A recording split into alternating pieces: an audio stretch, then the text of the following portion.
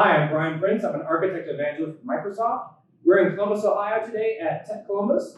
You can see more information about them at techcolumbus.org. My blog is brianhprince.com, and I'm on Twitter as brianhprince as well. Today we're going to talk with Mark Juris from Great Migrations about their tool-assisted migration process and tools that they have for moving from VB6 to .NET. Hope you like the show. So, hi, Mark. Welcome to the show. Why don't you tell us a little bit about yourself and how we can contact you? Okay, my name is Mark Juris, and we're here in Dublin, Ohio. I founded a company called Great Migrations back in 2006. You can find us on www.greatmigrations.com, and we offer software translation technologies. So you can contact us just through our website, and our contact info is there. All right, so we're actually at Tech Columbus, which is a kind of incubator thing, and you won a grant from them, or for your company? Yeah, in June 2009, I won a grant. Tech Columbus has a program called Tech Genesis, which is designed to help foster the growth of small technology companies here in Central Ohio.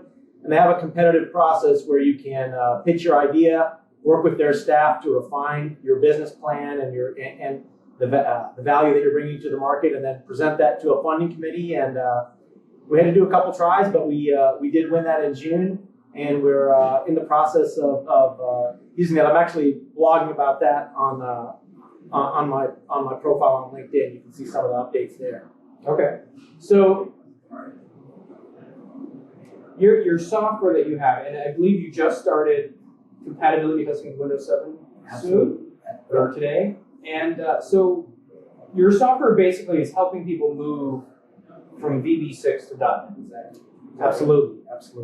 So what's the problem that your tool solves? Well, if you go to the internet or you ask your friends in the development community what to do about moving VB6 or ASP Classic applications to .NET, the knee-jerk reaction, the common conception is that you just need to rewrite these applications. So throw the baby out with the bathwater, start from scratch. You just need to start from scratch. It's too different. But it's our opinion that basically there's nothing that VB6 can do that .NET can't do. You have to do things in slightly different ways in a few cases, but in general, .NET can do what VB6 can do, so you don't really need to start from scratch. What you need to do is keep your eye on the ball of preserving the functionality of the app. That's what the app was created for in the first place, and leverage the app to help you get the system over. There's a lot more we can talk about. So there are, I think you said, an estimated billions of lines of code still in VB6. Yeah, there's an estimated 24 billion lines of code still in production. Wow. And so most organizations have some legacy VB6 apps around. Maybe they're new apps they're writing in .NET. They still need to do something with these old ones, right? So their first option is to do nothing. Let them die. Those features will eventually migrate into something else. I think if it's a corporate application, it's an internal app, letting them die and replace with something else is viable. If you're a commercial vendor and you've built your business around a VB6 application, letting it die means going out of business. So that's not normally of interest to those groups. And we do see a significant number of people, professional software vendors that build apps in VB6. So it's not an option for them. Now for corporate apps, they can offer or they can suggest let the app go away. Sometimes we hear people say, well, we're just going to migrate part of the app. It's unclear exactly what that means in terms of the functionality that they're not going to migrate. So in general, we find it's not normally a realistic thing to say you're going to not migrate your app, because there's an ongoing cost of keeping, supporting a VB6 application. And then as you start doing new stuff in .NET, now you're dealing with a hybrid environment. You've got two ways of developing, two types of tools, two ways of doing deployments. You've got integration issues and interoperability issues, and that starts to cost your organization more over time. So there is actually a cost to not migrate. People say it's not broken. Don't if it's not broken, don't fix it. Or well, we can't make a business case to do this. But there is actually a hidden cost of doing nothing, both in terms of the risk to losing your good people and the inability to take advantage of the growing .NET development community, .NET related products, both free products and commercial products, and all the capabilities that are in .NET to help you improve your apps. So there's a cost there. And part of that is resources, right? Because developers are going to want to move on to the latest and greatest technology. So people are leaving VB6. It's harder to find experienced VB6 developers. Their prices are going up as they become more and more rare. So there's more and more cost to staying where in VB6, right? I think there is, and I think a lot of organizations struggle with this problem. A lot of organizations, the business cases for doing work in IT are driven by business needs. This need to upgrade and move your applications to .NET is really an IT need. IT is the organization that's feeling the pain in terms of access to good resources and access to good vendor support, and maybe even sometimes some dissatisfaction with using last century's technology when it seems like all the a lot of the excitement, interest, and new advances are happening in .NET. So that's part of the problem. IT feels the pain, and it's hard for IT to articulate what the value of that is, the value proposition of addressing that to the business.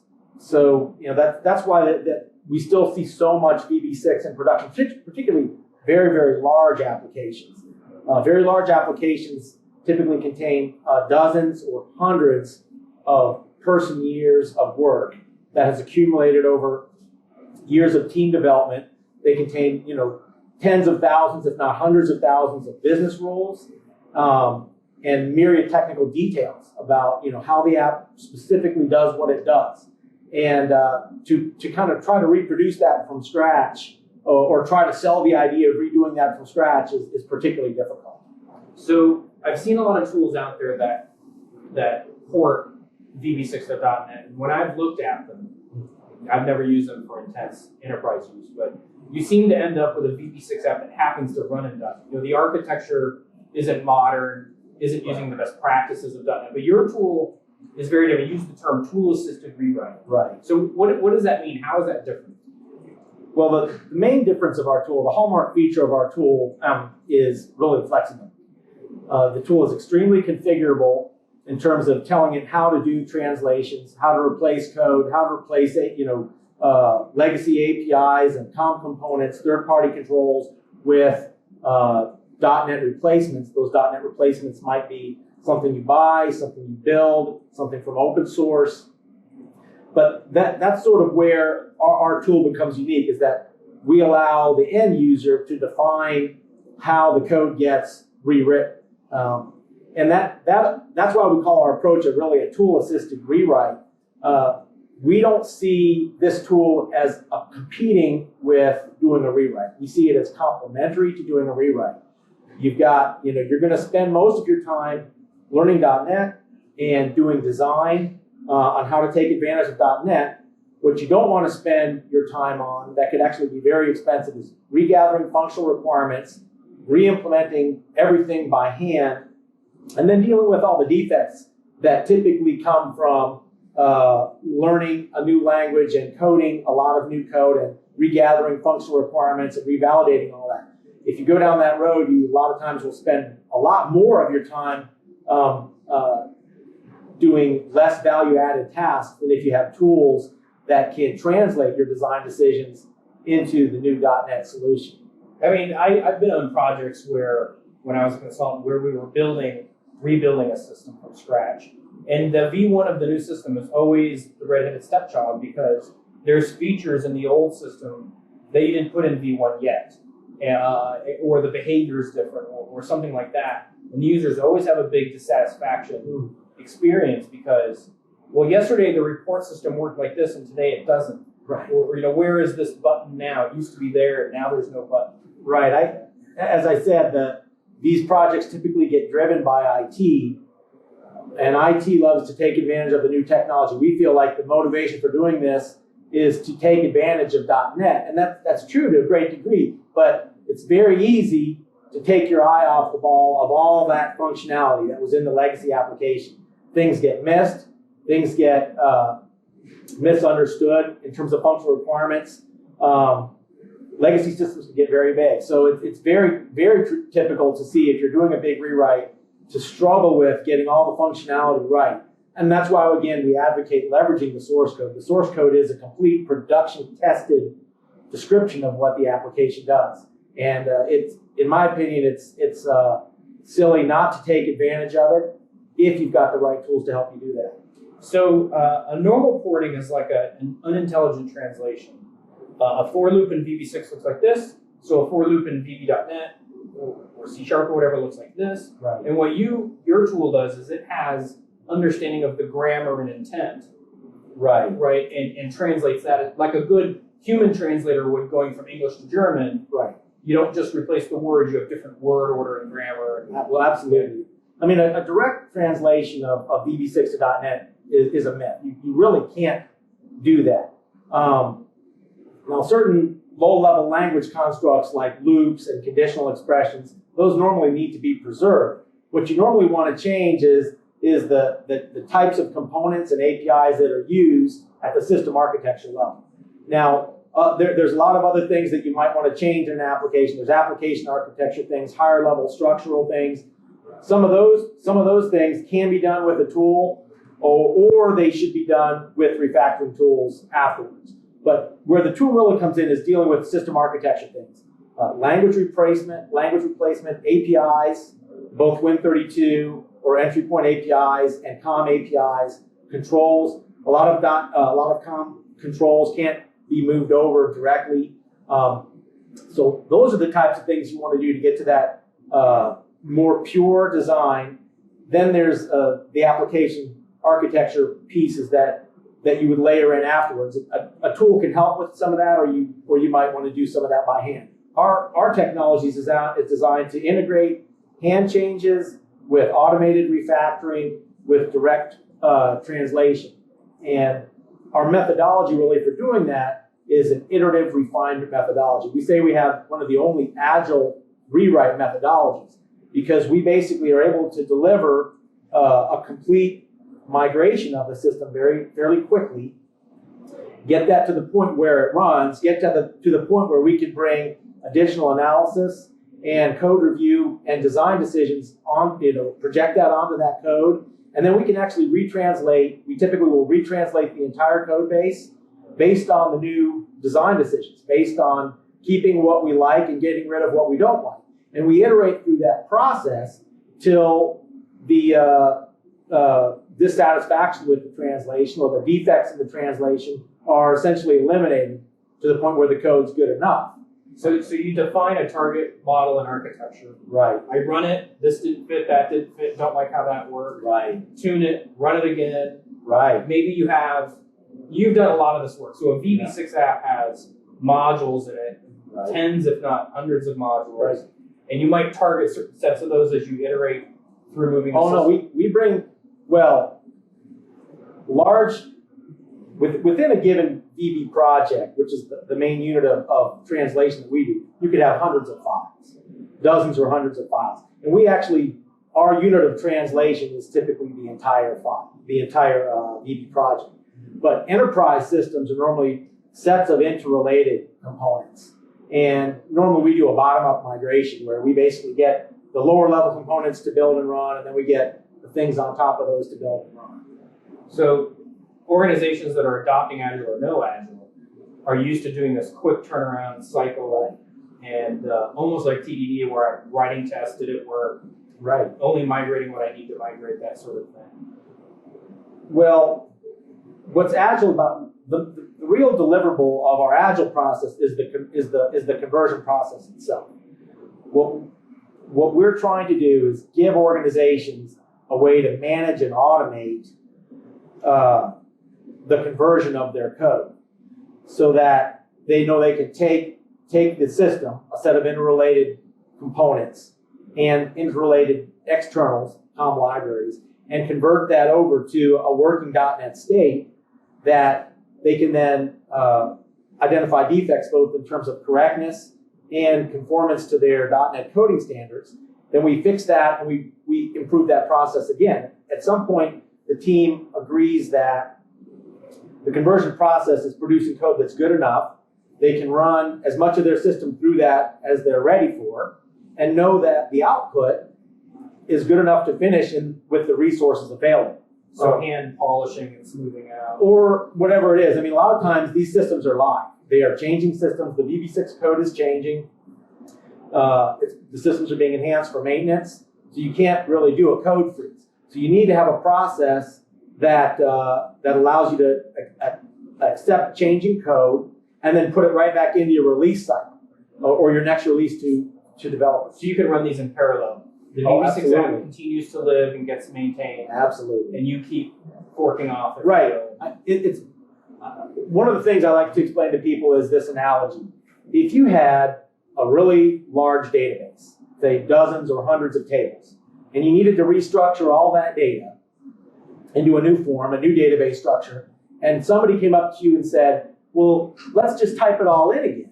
You'd say, what are you talking about? We can't. Yeah. We would now. And while we do that, we're going to stop using the right. Freeze the data while we type it all in. You would never do that. The reality is these are large code bases. They're changing. You need a process that lets you move the code over in a way that you know that the integrity of that code is preserved and that the code is being restructured to work with the new system. It's not going to be right on the first day any more than a huge data conversion would be right.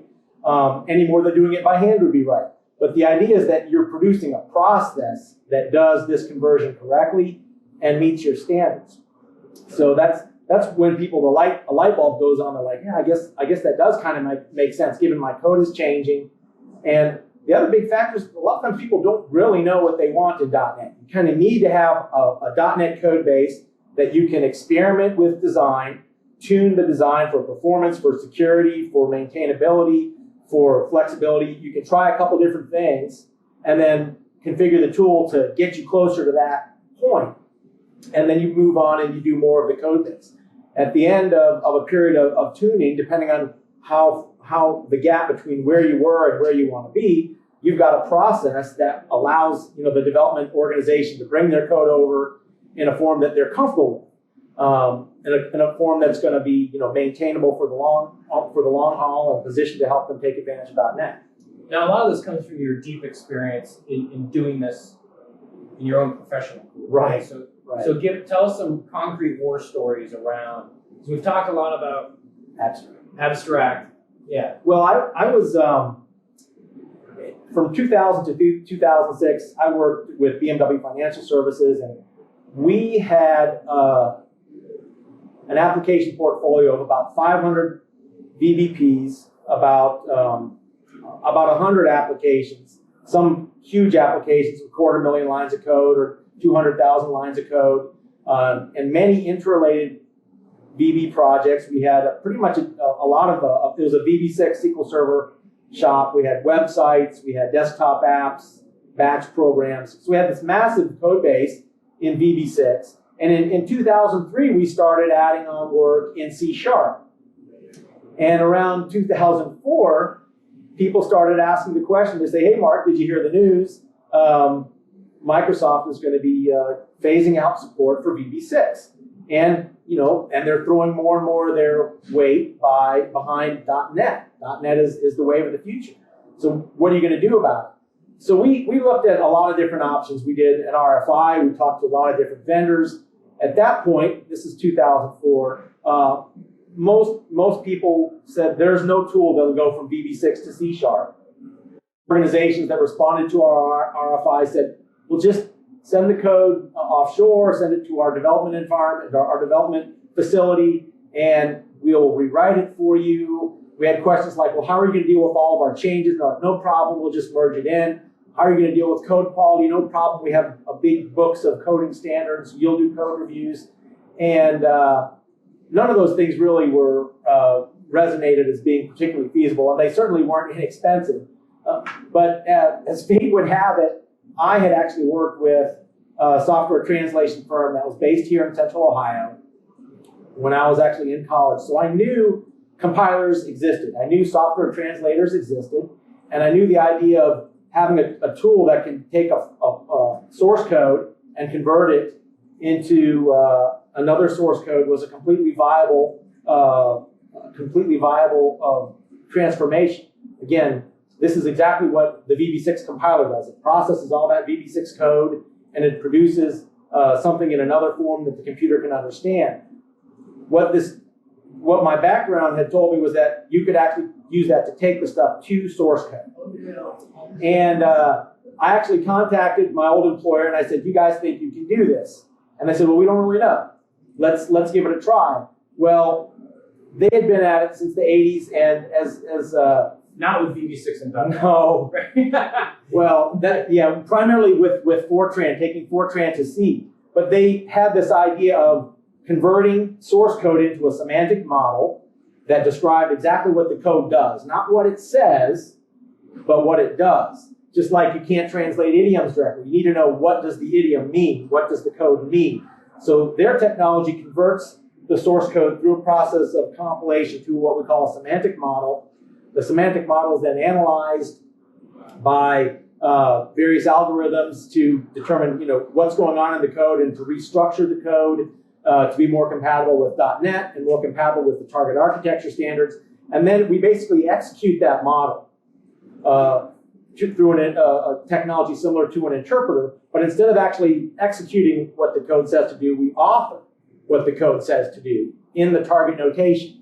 And I mean, you guys are probably familiar with other reverse engineering tools out there, like Reflector, for example, or Agile DASM.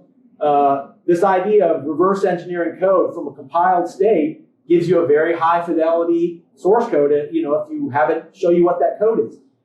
So that's the key, is being able to do a real compilation of the VB6 code down to a low-level model. And that's why we're actually able to get a higher quality output and do more aggressive transformations of the code. So that technology has been there. They were able to apply that and prove that they could do it on our code. This was the first project of its kind in VB6. Their bid was the most competitive, and ultimately, I was so inspired by our success there that I started this company. That firm now actually no longer exists. The founders of that company now work with me. That's George Juris and Fred Goodman are my business partners, and we're trying to take this solution to market because we know there's a lot of people out there that just feel like their VB6 codes are just too big to convert. They don't know what they're going to do about it, and we're trying to give them a viable solution to leverage that asset and get this done. All right. Well, so they can check out your website for more information. Sure. And I want to thank you for your time today. Great. I'll see you later. Thanks. All right.